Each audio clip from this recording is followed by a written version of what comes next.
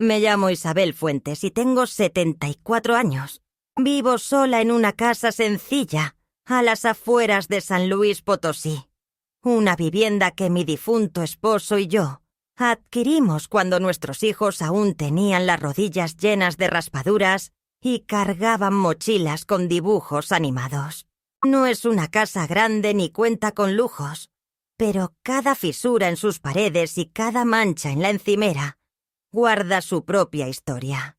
Aquí crié a mis 3 hijos, aquí enterré a mi marido y aquí también aprendí, a mi manera y en silencio, a ir desapareciendo poco a poco del centro de la vida de los demás hasta convertirme en lo que soy hoy. Ahora soy una figura que solo se recuerda cuando se necesita algo. No lo digo con resentimiento, aunque a veces en las noches me atrapan los recuerdos. Lo afirmo con la sinceridad que una mujer de mi edad aprende para mirar la vida sin adornos ni engaños. Porque a estas alturas, la verdad es lo único que no puede permitirse disfrazar. Toda mi vida giró en torno a los demás. Fui esposa, madre, cocinera, enfermera, psicóloga y costurera. Todo en uno, sin salario y sin descanso. Nunca tuve formación académica más allá de la secundaria, pero aprendí a pesar de hacer rendir 1 kilogramo de arroz para alimentar a 5 personas, y tenía la habilidad de transformar una sábana vieja en una cortina decorativa. Trabajé durante 30 años como cocinera en una escuela primaria, levantándome antes del amanecer para preparar almuerzos que, según me decían, sabían a hogar. Mi delantal siempre olía a comino y laurel. Muchas veces los pequeños se acercaban a abrazarme, no por el arroz con leche, sino porque en mis brazos hallaban algo que no encontraban en sus hogares. No sé si eso era positivo o negativo, pero sí puedo afirmar que cada vez que uno de esos niños me miraba como si yo fuera un refugio, sentía que mi existencia tenía propósito. Tras mi jubilación, cuando ya no existían loncheras que preparar, ni voces infantiles diciendo «Seño», me enfrenté repentinamente a un silencio desconocido, uno que no representaba paz, sino ausencia. Fue en ese momento cuando volví a hornear. Siempre había disfrutado hacer repostería desde joven. Encontraba alivio en la precisión de sus pasos. Si sigues las instrucciones y respetas las cantidades y actúas con paciencia, el resultado suele ser gratificante. Esto no ocurre igual con las personas. Puedes ofrecerles todo. Puedes renunciar a tus deseos, a tus ahorros, a tu cuerpo incluso. Y aún así un día te ven como una carga o una sombra molesta. Pero una tarta de limón nunca te fallará si la haces con cariño. Así que transformé mi cocina en mi universo. Nuevamente comencé elaborando pasteles para los vecinos, luego para una amiga que gestionaba una tienda de regalos, y un día, sin esperarlo, apareció en mi camino una joven productora de un canal local de IU, televisión, eventos que a veces parecen casualidades, pero en realidad son las maneras torpes que tiene el destino para compensar lo pasado. Ella se llamaba Lucía. La sobrina de una antigua alumna de la escuela en la que trabajé un día llegó con un pedido de empanadas y después de probarlas me preguntó si estaría dispuesta a participar en un segmento sobre cocina tradicional en su programa del mediodía. Le respondí que no, que ya no tenía la edad para aparecer frente a las cámaras, que mis manos estaban arrugadas y que mi voz temblaba. Sin embargo, ella insistió diciendo que justamente por eso, por mis manos llenas de historia y mi voz quebrada, debía salir al aire «Queremos algo auténtico», me dijo. No sé por qué acepté, quizá por curiosidad, quizás porque esa parte de mí que llevaba tantos años en silencio anhelaba ser vista al fin. Comenzamos con recetas simples: pan de elote, gelatinas con flores, pastel de zanahoria. Aunque me presentaban solo con un seudónimo, Doña Miel, pronto la sección ganó popularidad. No me reconocían en la calle, claro, pero los pedidos aumentaron. Mi cocina recuperó un propósito, mi despensa se llenó y también mi corazón se reanimó. Pero en mi hogar, dentro de mi familia, nada de esto existía. Nunca les conté, no por vergüenza, sino por intuición. Sabía que si lo compartía, no encontraría admiración, sino burla, o, peor aún, indiferencia. Mis hijos llevan años viéndome como esa madre que siempre está disponible, que se ubica en los rincones de las reuniones, que guarda silencio cuando otros interrumpen, que acepta sin protestar los cambios de planes. Mi nuera, Laura en particular, tiene una manera muy sutil de hacerme sentir menos. De pequeña nunca me insulta ni me eleva la voz. No hace falta porque con su manera cortés y esos ojos que jamás se fijan en los míos, me hacen entender que soy una presencia incómoda, un recuerdo del pasado que ya no encaja con la decoración actual de su hogar moderno. Entiendo a mi hijo en parte. Está agotado, trabaja mucho y me quiere, pero a veces el cariño no basta para mantener vivo el respeto. En cuanto a mis nietos, los veo tan absortos en sus teléfonos que parezco un fantasma que atraviesa la sala. Así que cuando Laura decidió organizar la fiesta de cumpleaños de Santiago, su hijo mayor, y me llamó solo 3 días antes para invitarme, supe exactamente lo que eso significaba. No era una invitación verdadera, sino una concesión, algo que se hace por costumbre, y no por deseo. Aún así asistí por mi nieto, para no romper más lazos que ya están dañados, y llevé un obsequio sencillo envuelto en papel reciclado con una nota escrita con mi caligrafía antigua. No me ofrecía llevar comida porque ya sabía que Laura tenía todo bajo control. Pero ese día pasó algo inesperado, algo que jamás habría imaginado. Un pequeño giro con consecuencias tan grandes que aún me tiembla la voz al recordarlo. Porque ese día, sin que yo supiera, me hicieron servir mi propio pastel. El mismo que había horneado días antes para un programa de televisión.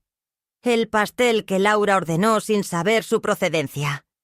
El pastel que todos alabaron, fotografiaron y degustaron mientras yo lo repartía con cuidado en platos blancos, sintiéndome transparente e invisible, útil pero prescindible.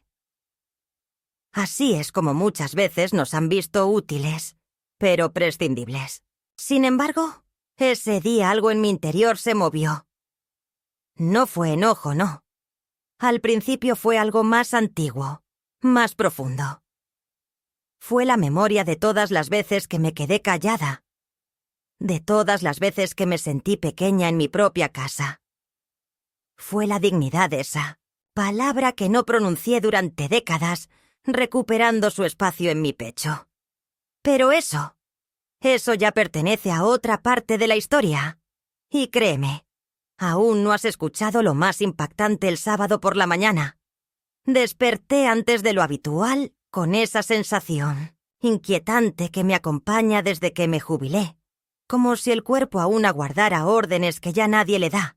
Me levanté, preparé café y abrí la ventana de la cocina dejando que el aire fresco de la mañana de abril entrara a disipar el olor a encierro. Sobre la mesa el regalo envuelto para Santiago parecía fuera de lugar, demasiado sencillo para una casa como la de Laura, donde cada objeto aparenta salir de un catálogo. Era un rompecabezas de madera que encontré en una pequeña tienda de artesanías. Durante una de mis caminatas me pareció bonito, sencillo y educativo. Pero mientras colocaba el lazo me preguntaba si Santiago siquiera sabría qué hacer con él, o si acabaría directo en el armario de cosas para donar. Aún así lo guardé en mi bolsa junto con mi chal de encaje que uso en ocasiones especiales, y un frasco de pastillas me recordó la fiesta que empezaba a las 4 de la tarde. Y aún así, llegué a las 3:15. Nunca me ha gustado presentarme tarde, aunque ahora sé que la puntualidad se siente más como una carga que como una cualidad. Toqué el timbre y esperé en la puerta. Nadie contestó. Volví a llamar y escuché pasos al fondo junto a una voz infantil que gritaba algo, pero la puerta permanecía cerrada. Estaba a punto de tocar otra vez, cuando por fin se abrió, y apareció Laura con pantuflas, el cabello recogido y un teléfono atrapado entre el hombro y la mejilla. Me vio como si no esperara que llegara tan temprano, aunque conocía perfectamente la hora. «Hola, Isabel», dijo con una sonrisa que no alcanzaba a llegar a sus ojos. «Justo estamos terminando los arreglos. ¿Has llegado muy temprano?» Respondí que sí, que quería ayudar si hacía falta, aunque su mirada me dejó claro que no necesitaba nada de mí. La casa estaba adornada con guirnaldas de papel dorado y globos en forma de estrellas. Una mesa larga cubierta con un mantel blanco sostenía una vajilla que no parecía hecha para niños. Sobre una repisa, una pantalla mostraba una presentación de fotos de Santiago desde bebé hasta el presente, con música suave que llenaba todo el ambiente. Todo se veía impecable como siempre. Laura había contratado a una decoradora de eventos, una chica muy joven que ni siquiera me saludó al pasar. En la cocina el aroma de la comida no era casera, sino proveniente de un servicio de catering. Los platillos estaban colocados en charolas metálicas perfectamente organizadas. Me pregunté qué habría sido de las fiestas de cumpleaños con gelatina estilo mosaico y sándwiches de jamón en forma triangular eran algo habitual, pero yo no dije nada. Me ofrecí para ayudar como siempre y me asignaron la tarea de colocar las servilletas en las mesas del jardín. Sin pensarlo 2 veces, me puse a trabajar. A eso de las 4:30 comenzaron a llegar los primeros invitados. Padres con niños perfectamente peinados, madres vestidas con lino y bolsos de diseñador, todos conocidos de Laura. Ninguno de nuestra familia me saludaba más que con una cordialidad forzada, como se saluda a la abuela de alguien con quien no compartes nada. Los niños corrían de aquí para allá, fascinados por el inflable que había sido rentado para la ocasión, y Santiago, el cumpleañero, apenas me regaló una sonrisa rápida antes de salir corriendo tras sus amigos. Suponía que así debía ser, que a su edad ya no importaban las abuelas, ni siquiera los regalos hechos de madera. Me senté un rato bajo la sombra de un toldo observando cómo todo ocurría sin mí, como una extra en una película que apenas comprende. Cerca de las 5 apareció una caja enorme sobre la barra de la cocina. Una de las chicas del servicio la abrió con cuidado, revelando un pastel de 2 pisos decorado con un degradado azul celeste y pequeñas estrellas doradas. Todo se hacía de manera anónima para capturar las reacciones de las personas. Por dentro me estaba riendo. Silencio, dulce cámara era el segmento en el que yo cocinaba como Doña Miel. Ese pastel lo había preparado yo 3 días antes sin imaginar a dónde iría a parar. La dinámica nueva del programa consistía en entregar pasteles sin identificar, grabar a los comensales y luego compartir los videos como pequeñas cápsulas. Un experimento de sinceridad. En ese instante comprendí que lo que estaba por suceder no era casualidad. Era una prueba. Laura se acercó con un plato en la mano y dijo: ¿podrías ayudarnos a repartir el pastel cuando llegue el momento? Ya sabes, tú tienes buen pulso y los niños te conocen. Buen pulso, dijo, como si no fuera también una forma de decir: tú, la vieja, haz lo que sabes, sirve pero no hables. Asentí tragando la humillación que, aunque no era nueva, sí se hacía cada vez más difícil de soportar. Me entregaron un cuchillo especial con mango blanco y me colocaron junto a la mesa del pastel. Cuando llegó la hora de cantar, la gente aplaudía, tomaba fotos y grababa historias para Instagram, y yo me mantuve allí de pie, esperando la señal para cortar. Cuando terminé de repartir las primeras porciones, escuché los comentarios. «Está delicioso», dijo una mujer con collar de perlas. «La crema tiene una textura perfecta», murmuró otra persona. Otra persona preguntó en voz alta dónde lo habían adquirido porque estaba interesada en uno igual para la primera comunión de su hija Laura. sin perder su papel de anfitriona experta, comentó con una risa fingida. En realidad, no lo sé. Fue toda una sorpresa del programa, pero me encanta que les guste. Seguí, pero esta ocasión era distinta. En esta ocasión sabía que todos admiraban algo que había salido de mis manos. Sin saberlo, me elogiaban y al mismo tiempo me borraban. Me necesitaban, pero no me reconocían. Yo servía, pero no pertenecía. En un momento mi hijo Santiago se acercó con una copa de vino y me dijo: «Quedó muy bueno el corte, mamá. ¿Ves? Nadie lo hace como tú».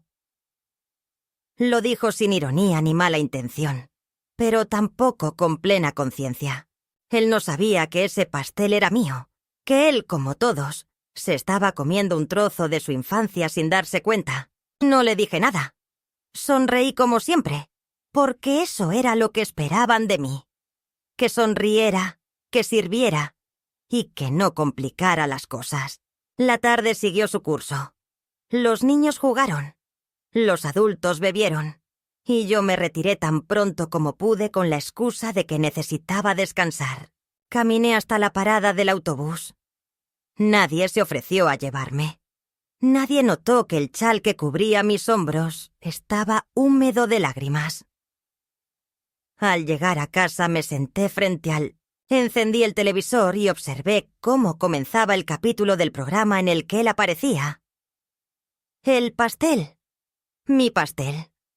Mi nombre no estaba presente, por supuesto, pero identifiqué cada flor de azúcar. Cada minucioso detalle. La narradora describió a una mujer desconocida que cocinaba con pasión. Yo sabía que esa mujer era yo, y por primera vez en muchísimo tiempo me reconocí verdaderamente. Fue en ese instante cuando entendí que esta historia no podía quedarse así, que aquel pastel no era mera casualidad ni coincidencia, era un reflejo de mí. Al verme en ese espejo comprendí que era hora de hacer algo diferente. No por ellos, sino para mí. Esa noche regresé a casa llevando no solo mi bolso y el frasco de pastillas, sino un peso viejo que creía haber dejado atrás. Era la mezcla amarga de sentirme invisible y humillada, la experiencia de haber sido útil sin ser percibida, de estar presente sin pertenecer, de ser recordada únicamente cuando se requiere un favor, como una cuchara en la cocina que nadie valora, hasta que falta. Entré sin encender la luz. Me senté en la silla de siempre, en la cocina de siempre, donde los azulejos conservan manchas de los años en que mis hijos derramaban leche y yo limpiaba sin rechistar, mientras ellos memoraban las tablas o cantaba canciones para que durmieran.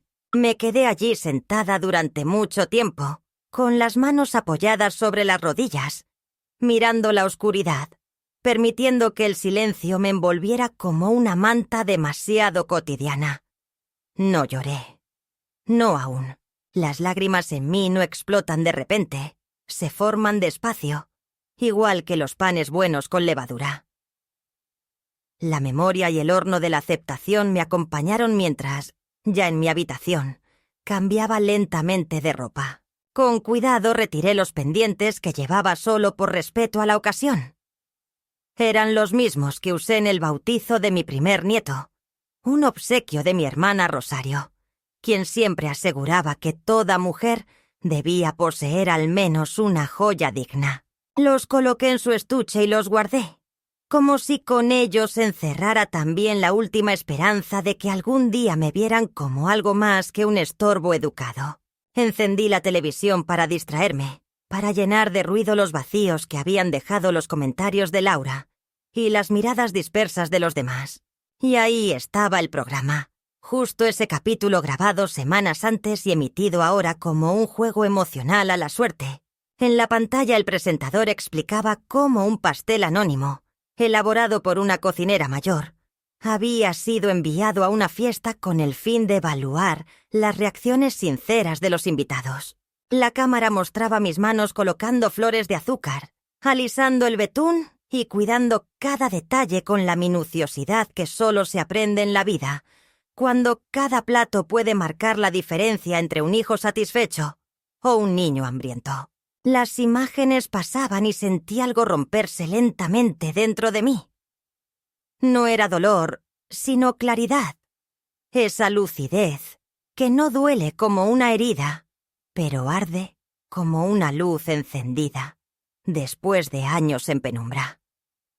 Me encontré haciendo lo que mejor sé hacer. La reacción de los comensales fue idéntica. Aquellos mismos que me ignoraron elogiando algo que salió directo de mi corazón, sin imaginar que la mujer que servía las porciones era la creadora de aquello que los fascinaba. No necesitaban más evidencias. Ellos no me ven, no me reconocen, ni me valoran. Pero allá afuera, frente a una pantalla, en hogares que nunca pisaré, alguien me escuchó, alguien me observó, me mostró respeto más allá del anonimato televisivo que el que recibo de mis propios hijos y su familia en la cercanía diaria. Apagué el televisor. Fui a la cocina, preparé una infusión de manzanilla y me senté de nuevo. Aunque ya no era la misma. Algo había cambiado dentro de mí. Una pieza que llevaba tiempo fuera de lugar encontró su sitio. Pensé en los años dedicados, en los platos lavados, en los uniformes planchados y en los ahorros entregados en sobres para que pudieran pagar una hipoteca, un automóvil, una escuela. Recordé los cumpleaños en los que yo cocinaba, decoraba y animaba, y ahora aquí estoy, siendo tratada simplemente como la mujer que corta pasteles sin nombre. Al día siguiente, mientras la mañana aún se enfriaba, revisé mi correo y encontré un mensaje de Lucía, la productora del programa, que me agradecía por el episodio. Decía que había sido un éxito, que los comentarios eran favorables e incluso les habían llegado preguntas por la cocinera. Me adjuntó un enlace En la página del canal el video ya acumulaba miles de reproducciones y decenas de mensajes con comentarios como «¿Qué talento tiene esta mujer?» o «Mi abuela cocinaba así. ¡Qué recuerdos tan bonitos!». Abrí el video y lo vi otra vez. Esta vez lloré. Lloré en silencio con lágrimas intensas que resbalaban por mis mejillas. No necesitaba dar explicaciones. No eran solo lágrimas de tristeza. También había alivio porque alguien en algún lado comprendía. Me levanté y fui hacia el mueble donde guardaba mis recetas. Comencé a elegir las mejores. Pensé en hacer un pequeño cuaderno, tal vez una recopilación. Un legado para quien algún día quisiera conocer quién fui. Pero esa misma mañana, antes de poder organizar mis pensamientos, sonó mi teléfono. Era Laura. Su voz, como siempre, era formal, directa y precisa. Me preguntaba si podía ir esa tarde para ayudarla a preparar algunos platos para una cena con amigos de su esposo. Contó que se le había ocurrido servir un postre casero, porque los pasteles que veían en la televisión habían inspirado a varias amigas, y ahora todas querían algo más genuino. Mi silencio al otro lado fue largo, tan largo que ella preguntó si seguía ahí. Le respondí por fin, «Sí, Laura, estoy aquí». Pero no le dije que ya no estaba en el lugar donde ella me había dejado antes. Algo había cambiado. No creía poder ir hoy. Tenía otros compromisos. «Ah, bueno», dijo un poco confundida. «Quizás mañana vea si puedo». Colgué sin hacer promesas. Pasaron las horas y mi hijo me mandó un mensaje. «Muchas gracias por venir. Ayer mamá a Santiago. Le gustó mucho tu obsequio. Está muy ocupado armándolo». No contesté de inmediato esa frase con su tono neutral y práctico. Me impactó más de lo que esperaba. No hubo ni una palabra sobre el pastel, ni sobre el hecho de que estuve ahí sirviéndolo como una trabajadora silenciosa. No se había dado cuenta. O peor aún si lo hizo. Y no dijo nada por timidez. No sé qué sería más doloroso. Al final solo respondí. «Qué bueno que le gustó, nada más, nada menos». Esa noche tomé una decisión que para otros hubiera sido pequeña, pero para mí fue enorme. Saqué un cuaderno nuevo, anoté mis recetas, mis vivencias y comencé a escribir. No solo las recetas, sino también los recuerdos vinculados a cada una. La tarta de nuez, que hacía cuando mis hijos traían buenas notas, el pudín de pan que preparaba los domingos, cuando disponíamos de poco dinero, pero queríamos algo dulce. El flan que llevé al hospital, cuando Rosario estaba internada, cada receta. Era un recuerdo, un fragmento de mi vida. Ya no serían solo ingredientes, serían testimonios, porque si ellos no quieren escucharme, otros quizás sí. Al día siguiente recibí una llamada de Lucía. Me invitaban a una breve entrevista en el programa matutino Nada Formal. Solo 10 minutos para hablar de mis recetas y compartir alguna historia. Me preguntó si prefería aparecer como Doña Miel o como Isabel Fuentes. Sin dudar respondí Isabel Fuentes, y entonces supe que había cruzado un límite. Ya no era simplemente una mujer que cocina. Ahora era una mujer que se reconoce a sí misma. Y eso a mi edad resulta mucho más revolucionario de lo que muchos piensan. Esa tarde caminé hacia el mercado con una sensación extraña de ligereza. Saludé a las vecinas y compré huevos, canela y mantequilla en el puesto de la señora Eugenia. Me preguntaron si era cierto que había salido en la televisión. Sonreí con esa sonrisa guardada para verdades discretas y respondí: puede ser. Me sentí viva, como si algo estuviera floreciendo dentro de mí, semejante a la llegada de la primavera después de un largo invierno. Sin embargo, sabía que el invierno aún no había terminado, que lo peor estaba por venir, porque en esta familia cualquier muestra de independencia se considera una traición. Sin quererlo, acababa de iniciar una guerra silenciosa el día que fui al canal para la entrevista. La mañana amaneció con una lluvia ligera, una de esas lloviznas finas que no empapan del todo, pero que se aferran a la piel como para recordarte algo. Me desperté temprano, más por hábito que por necesidad, aunque esa vez no tenía que preparar loncheras ni revisar mochilas. Preparé café y me senté frente a la ventana mirando las gotas deslizarse por el cristal, mientras pensaba en qué ropa usar. No tenía nada adecuado para la televisión, y tampoco iba a salir corriendo a comprar algo nuevo a estas alturas. Así que elegí mi blusa preferida, una blanca con bordados que había llevado en la graduación de mi hija, cuando todavía me llamaba para contarme sus cosas. Solo para pedirme favores planché con cuidado y me puse mis pendientes de perlas falsas. Recogí mi cabello de la misma manera que lo hacía cuando cocinaba en la escuela. Me miré en el espejo largo del pasillo y vi a una mujer que se había reducido para caber en las vidas de los demás, pero que por fin empezaba a estirarse de nuevo. En el estudio me recibieron con sonrisas y café caliente. Lucía estaba radiante, emocionada porque finalmente mostraba mi rostro. «Lactarom, la audiencia quiere saber quién es Doña Miel», me dijo. Me sentaron frente a una mesa con una vajilla antigua y un mantel a cuadros, todo preparado para parecer una cocina de abuela. Me hicieron preguntas sobre mis recetas, sobre mis comienzos, sobre por qué cocinaba. Cuando me preguntaron qué representaba la cocina para mí, no hablé de ingredientes ni técnicas, sino de mi madre que amasaba pan sin medir nada y sin perder nunca la paciencia. Hablé de mi esposo que siempre decía que el arroz con leche que hacía curaba cualquier tristeza. Hablé de mis hijos y de cómo aprendí a cocinar para ellos cuando no teníamos dinero para carne y había que hacer milagros con lentejas. Hablé con voz segura, sin temblores, sin maquillaje emocional. Al terminar la grabación, algunos del equipo tenían los ojos húmedos. Lucía me abrazó y me dijo: «Gracias por hablar con el alma». Salí del estudio con una calma extraña, una serenidad que hacía mucho tiempo no sentía. Caminé bajo la lluvia con tranquilidad. Me molestó, pero sentí que cada gota me limpiaba un poco del polvo acumulado en tantos años. En silencio regresé a casa, me quité los zapatos, preparé un caldo y me senté a escribir. Continué con el cuaderno de recetas, pero esta vez añadí más historias, confesiones y verdades.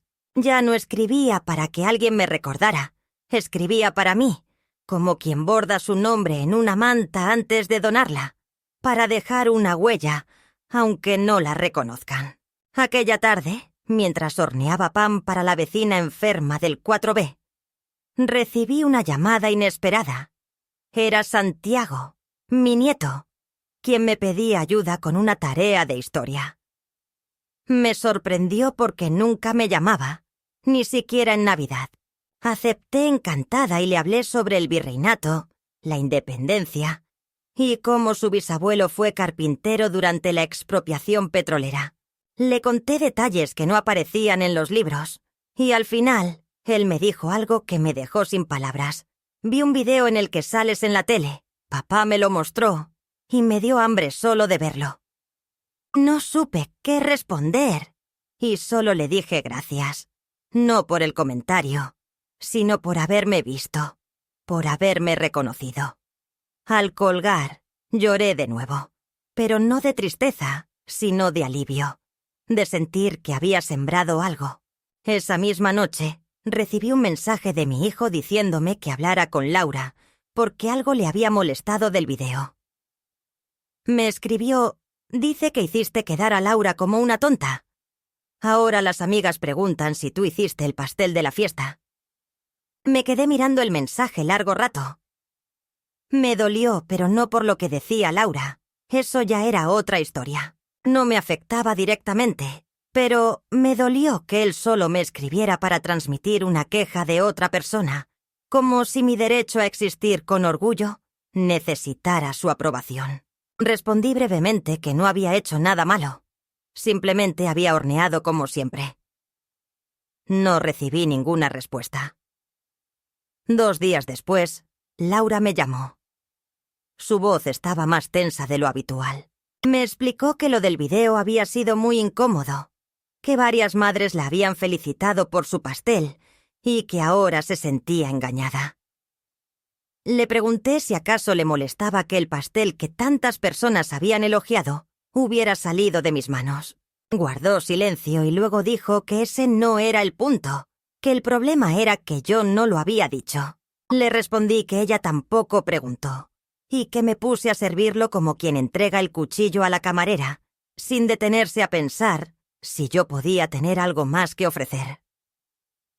Me acusó de querer atención y protagonismo. Me reí, no con burla, sino con incredulidad, y le dije que si realmente pensara eso, no me habría escondido durante décadas, no me habría callado cuando me ignoraban, ni me habría apartado a una esquina en cada cumpleaños familiar.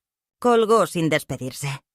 Aquella noche no pude dormir bien, no por la discusión, sino por el recuerdo de todas las veces que creí que hacía todo perfecto, que me querrían más, por todas las veces que pensé que si guardaba silencio, me respetarían, por todas las veces que ofrecí mi vida en bandeja sin esperar que siquiera me miraran a los ojos al recibirla.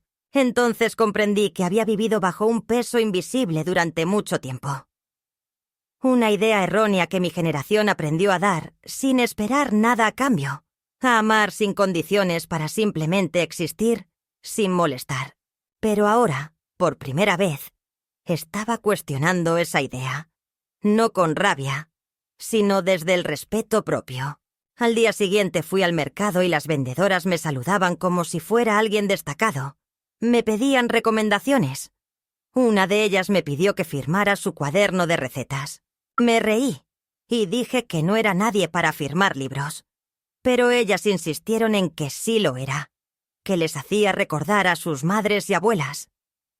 Regresé a casa con las bolsas llenas y el corazón también. Esa misma tarde el canal me llamó para decirme que querían repetir mi segmento, que la audiencia lo había pedido y que tal vez podrían considerar una serie más frecuente. Acepté, No por vanidad, sino por la necesidad de llenar el espacio que había quedado vacío por tantos años. Sin embargo, esa noche sucedió algo que no esperaba. Mi hija mayor, a quien no veía desde hacía meses, me llamó y me dijo que había visto todo, que al principio le molestó no haberlo sabido, pero luego lo entendió. Me pidió perdón. Contó que había pasado toda su vida creyendo que yo siempre estaría allí, que nunca pensó que necesitara más que una llamada en cumpleaños. Le dije que no era necesario pedir perdón, que la entendía, pero ella insistió. Me confesó que quería volver a verme, que deseaba que sus hijos me conocieran de verdad, y en ese instante comprendí que algo estaba cambiando, que no todo estaba perdido. Esa noche me acosté sintiéndome plena, no porque hubiera reparado lo que estaba roto, sino porque ya no me culpaba por reclamar un lugar propio. Ya no necesitaba que todos me amaran, si eso suponía dejar de quererme a mí misma. En ese instante, justo en ese cruce entre un pasado que había dejado de doler y un futuro que aún no garantizaba nada, comprendí que esta historia no era solo mía, sino también de muchas mujeres más. De tantas que han sido pilares invisibles en hogares donde nadie las reconoce. Mujeres que cargaron con techos, memorias y cuerpos enfermos y que ahora avanzan lentas pero con dignidad hacia un sitio nuevo. No la cocina del fondo ni la silla en la esquina, sino el centro, el lugar donde siempre debieron estar. Esa mañana, cuando los rumores comenzaron en el círculo social de Laura, yo preparaba pan de nata, el mismo que hacía cuando mis hijos eran pequeños y en la mesa había poco, pero el deseo de compartir era inmenso. Amasaba con la cadencia que mi cuerpo aún recordaba, sin prisa pero sin pausa. Mientras el horno tomaba calor, sentí que algo en la casa modificaba su ambiente, como si el aire se hiciera más denso. Una señal de una visita indeseada. No me equivoqué. A las 11:30 el timbre sonó con insistencia. Ese tipo de llamada que no es por cortesía, sino por necesidad o enfado. Me limpié las manos en el delantal. Respiré profundo y abrí la puerta. Allí estaban ellos, mi hijo y Laura. Él con el ceño fruncido y las manos metidas en los bolsillos, incapaz de ocultar su disgusto. Ella me sostuvo la mirada perfecta como siempre, pero con los ojos llenos de una furia contenida. Ese tipo de enojo que solo experimentan quienes sienten que han perdido el control de su propia historia. No me saludaron. Entraron sin ningún tipo de invitación, como si estuvieran llegando a su casa, aunque hacía años que no cruzaban ese umbral. Sin pretextos ni solicitudes, se sentaron en la sala y esperaron a que yo hiciera lo mismo. No ofrecí café, no por falta de cortesía, sino porque ya no estaba dispuesta a alimentar silencios llenos de tensión. Laura fue la primera en romper el silencio, su voz aguda y sus palabras cuidadosas como cuchillos. Me preguntó si era cierto que había dado entrevistas y que había participado en ese programa de televisión. Le confirmé que sí, que me habían invitado y acepté hablar sobre mis recetas y mi historia. ¿Mencionaste a nuestra familia?, preguntó, aunque ya conocía la respuesta. Hablé de mi vida, respondí, y ustedes forman parte de ella. Mi hijo se movió en la silla y murmuró casi en susurros. ¿Pero lo hiciste público? ¿Hiciste pública tu versión? Me reí por dentro, no por burla, sino por la ironía de esa frase. Años enteros de invisibilidad, y ahora me acusaban de tener una versión. Durante décadas dije con la voz más segura que recordaba. Mi historia fue contada por otros. Fui la madre servicial, la suegra silenciosa, la dueña de las recetas. Nunca tuve voz, pero ahora por fin la reclamo y la estoy usando. Laura me acusó de haberla expuesto y afirmó que varias madres del colegio decían que ella se había quedado con el pastel, lo que había dañado su reputación. Como anfitriona, su imagen estaba por los suelos. Me habló de burlas en las redes sociales y de señoras que ahora la veían con desprecio. ¿De verdad crees que todo eso fue culpa mía? Pregunté con tranquilidad. Tenía clara su intención de obtener una confesión, una disculpa, una retractación. Pero no estaba dispuesta a dármelas. No era porque no comprendiera su vergüenza, la comprendía muy bien. Era la misma que sentí cuando, siendo joven, me dijeron que no podía entrar por la puerta principal del hospital porque las señoras del servicio tenían que usar la entrada trasera. Esa era la vergüenza que genera el clasismo disfrazado de cortesía. Sin embargo, en esta ocasión, no era mi vergüenza, era la suya, y le tocaba enfrentarla. Finalmente me miró a los ojos y dijo: «Nos estás haciendo quedar mal». La frase me impactó menos de lo que esperaba. Lo que realmente me tomó por sorpresa fue la convicción con la que la dijo. No respondí de inmediato. Hablé despacio. Estoy siendo honesta. Y si eso te parece ridículo, tal vez el problema no soy yo. Mi hijo, incómodo, susurró algo sobre que la familia debe mantener los asuntos en privado.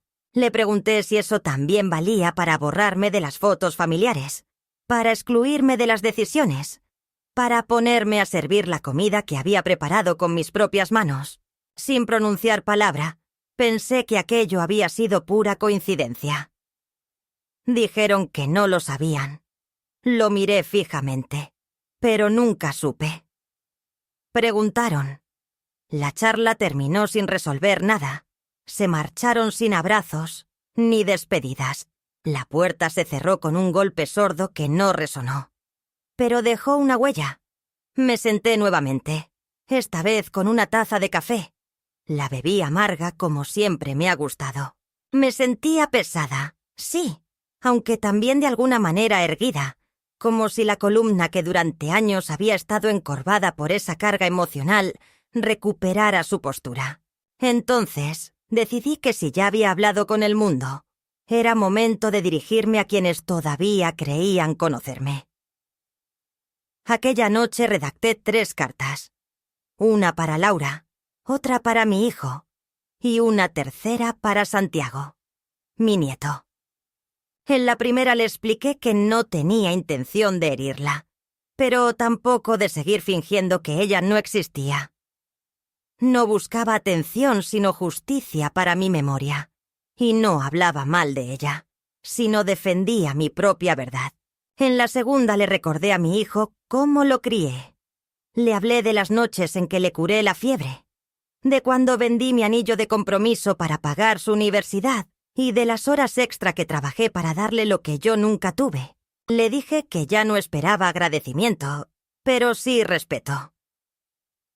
En la última carta le relaté a Santiago mi infancia, cómo aprendí a hornear con mi abuela, y de los juegos que compartíamos cuando él era pequeño, y aún me buscaba para que le acompañara. No le pedí nada, solo le dejé mi relato. Las cartas las coloqué en el buzón. Al siguiente día, después fui al mercado como cada lunes. Compré manzanas, harina y canela para preparar un pastel de manzana, igual que los que hacía para mi esposo cuando él tenía jornadas difíciles en la fábrica. Esa tarde, una de las presentadoras del programa me llamó para contarme que me mencionaron en otro canal, que alguien compartió mi entrevista y se volvió viral. No comprendí del todo lo que eso significaba, pero me alegró no por la popularidad, sino por la posibilidad de que otras mujeres no se sintieran tan solas al escucharme. Eso era lo que más me importaba, que alguien en algún lugar dijera: «A mí también me pasó». Al anochecer, mi hija mayor me llamó y me dijo que había visto el video y leído los comentarios. Me preguntó si necesitaba apoyo, si estaba bien. Le contesté que sí, que me sentía mejor que en muchos años. Me propuso visitarme ese fin de semana con sus hijos. Acepté no para llenar un vacío, sino porque comprendí que algunas puertas solo se abren cuando otras se cierran. Esa noche, al apagar la luz, no sentí temor, sino esperanza. No la esperanza de que todo se solucionara, sino la certeza de que, por fin, la historia que había silenciado durante tanto tiempo estaba siendo escuchada. Y esa verdad me envolvió con más fuerza que cualquier acto de disculpa. Me dormí sabiendo que había cruzado un umbral, que ya no era solo la señora que hornea, era Isabel Fuentes y estaba viva. Y nadie jamás volvería a dañarme. Sentir lo contrario nunca había sido parte de mi naturaleza. La confrontación no era mi manera de defenderme cuando era joven. Prefería guardar silencio. Crecí con la creencia de que una mujer decente no debería alzar la voz, ni imponerse, tampoco causar molestias. Aprendí a ceder incluso cuando sabía que tenía razón, a sonreír para conservar la armonía y a evitar cualquier gesto que pudiera parecer un desafío. Durante mucho tiempo confundí la sumisión con la bondad y la invisibilidad con la tranquilidad. Sin embargo, llega un instante en la vida de una mujer, tarde o temprano, en que el peso de todo lo reprimido comienza a desbordarse. No se trata de una explosión ni de un enojo desmedido, sino de una verdad que ya no puede mantenerse oculta en el silencio. Ese momento llegó para mí el día en que Laura convocó una reunión familiar urgente en su casa. Lo dijo con brevedad, sin dar detalles. Solo mencionó que era necesario vernos todos. Su voz tenía esa formalidad con la que solía disfrazar órdenes como si fueran peticiones. Era un domingo por la tarde. El cielo estaba despejado y el calor de abril apenas comenzaba a penetrar en las paredes. Me vestí sin hacer mucho esfuerzo. Ya no necesitaba disfrazarme para ser aceptada, ni llevaba ropa destinada a me agradar. Opté por un vestido de lino azul celeste y mis sandalias gastadas. Antes de salir, mis dedos recorrieron el borde de la mesa de la cocina como si esa caricia me recordara quién soy y de dónde vengo. Al llegar, la casa de Laura estaba en completo silencio, sin música ambiental, sin velas con aroma ni risas infantiles. Mi hijo me recibió serio y nervioso. Me saludó con un beso en la mejilla, el primero en varias semanas. Me llevó al salón donde ya estaban Laura, Santiago y la hija menor, que apenas levantó la vista del celular. Me senté en el sofá de siempre, el que me asignaban en cada visita, como si fuera mi lugar y no el de ellos. Nadie ofreció nada, nadie mencionó el clima. Laura fue directa. Dijo: «Hemos estado hablando y creemos que es necesario poner límites». Me quedé en silencio, no por miedo, sino por precaución. Quería escuchar antes de decir una sola palabra. Ella siguió: «No queremos que sigas dando entrevistas ni hablando de asuntos privados. La gente empieza a mirarte diferente, a preguntar. Las amigas de Santiago hacen comentarios. Los padres en la escuela también. Molesta». Continuó: «Es que tú lo hiciste público, exponiendo a la familia». Dijo sin más reservas. Respiré profundo. Apoyé las manos en mis rodillas y miré a mi hijo. «¿Tú también piensas eso?» Él se encogió de hombros. «No lo sé. Es raro. Nunca hablaste tanto. Siempre fuiste más discreta, casi invisible». Le pregunté si eso quería decir algo, pero no respondió. Me incliné hacia adelante y los miré a ambos. ¿Saben qué es lo más triste? Que si no fuera por el programa, las cámaras y el video viral, seguirían sin mirarme. Escucharme les incomodó porque la gente me viera, pero a ustedes nunca les molestó que yo no existiera. Laura apretó los labios. La armonía no es silencio, dije. No es eliminar a alguien de las fotografías, ni hacer que sirva los pasteles que ella misma preparó, sin reconocerla. La armonía no es adornar todo por fuera mientras por dentro alguien muere de tristeza. Y si ustedes aparecen en mi historia, es porque estuvieron ahí, porque los crié, porque entregué mi vida para que pudieran vivir la suya. Mi hijo se sentó de nuevo. Me miró. Sus ojos estaban húmedos. Nunca imaginé que te sintieras así. No es que no me sintiera, me siento, dijo. Laura se levantó, respiró profundo y habló con esa frialdad clara que la caracteriza. Necesitamos que tomes una decisión. O continúas con esta exposición y mantienes distancia, o detienes y seguimos como antes. La miré sin dudar. Lo de antes ya no existe. Ya no soy la mujer que fue. Si para estar cerca de ustedes tengo que dejar de ser yo misma, prefiero la distancia. Mi hijo intentó suavizar sus palabras y dijo que tal vez todos necesitábamos tiempo, que podía ser una pausa, que no tenía que ser para siempre. No es una pausa, dije. Esto es un inicio para mí. Me levanté y me alisé el vestido, no por nervios sino por hábito. Miré a Santiago. Él me sonrió suavemente. No pronunció palabra alguna, pero sus ojos ya no evitaban el contacto. Dije, gracias por escucharme. No vine a pedir perdón, sino a expresar mi verdad, y me alejé. La calle estaba tranquila. El sol descendía lentamente. Caminé pausadamente sin prisa.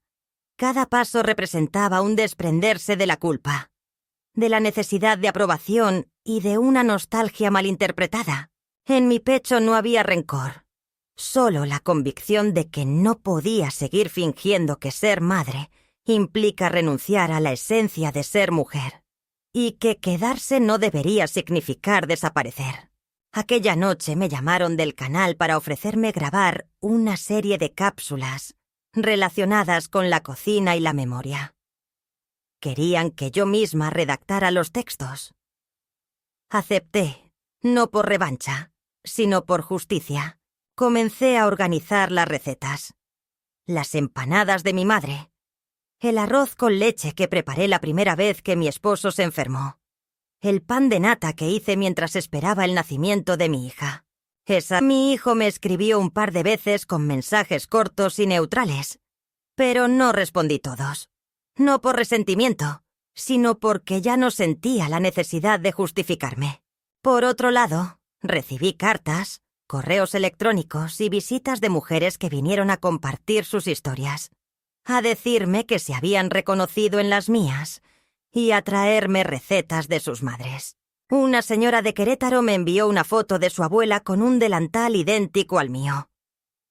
Otra mujer desde Los Ángeles me confesó que, gracias a mí, se había reconciliado con su hija. Una mañana, al abrir la ventana, vi a Santiago. Caminaba solo mientras cruzaba la calle. Llevaba consigo una libreta. Me abrazó sin decir palabra. Se sentó en la cocina y me confesó que quería aprender a hornear. Le pregunté qué deseaba preparar, y él respondió que el pastel para el cumpleaños, pero esta vez quería descubrir quién era el autor. Entonces entendí que todo el esfuerzo había valido la pena. A veces me despierto antes de que salga el sol, no porque tenga algo urgente que hacer, sino porque con el paso del tiempo el cuerpo crea su propio ritmo. Disfruto esa hora en la que todo está tranquilo y la luz aún no anuncia el día.